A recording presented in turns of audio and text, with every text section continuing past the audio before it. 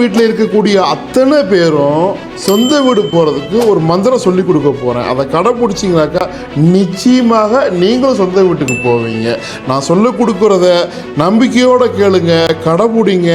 நிச்சயமாக நடக்கலாம். என்னன்னு என்கிட்ட கேளுங்க. முதல் மந்திரம், நீங்கள் இருக்கக்கூடிய அந்த வாடகை வீட்டை சொந்த வீடாக பாவீங்க.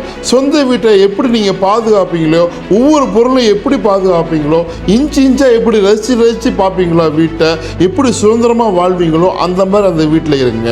முக்கியமாக உங்களுடைய ஹவுஸ் ஓனர்கிட்ட நல்ல ரிலேஷன்ஷிப்பை பில்டு பண்ணுங்க. மாதம் மாதம் தவறாமல் அவருக்கு வாடகையை கரெக்டாக கொடுத்துருங்க. இல்லையா கொடுக்கறதுக்கு முயற்சி பண்ணுங்க.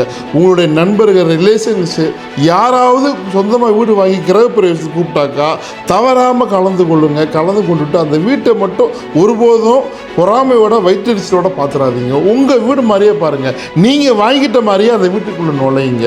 ரொம்ப முக்கியமாக வருமானத்தை அதிகப்படுத்துங்க, சேமிப்பை அதிகப்படுத்துங்க, செலவை குறையுங்க. முக்கியமாக நம்புங்க, வாடகை வீடு தான் நம்மளுக்கு கடைசி வரைக்கும் அப்போ நினச்சிட்டு இருக்காம சொந்த வீடு வாங்கிறதுக்கான முதல் முயற்சியாக இதெல்லாம் செய்யுங்க. நிச்சயமாக அடுத்து நடக்கிறதெல்லாம் உங்களுக்கு நல்லதாகவே நடக்கும். நிச்சயமாக நான் சொல்கிறத கடைப்பிடிங்க.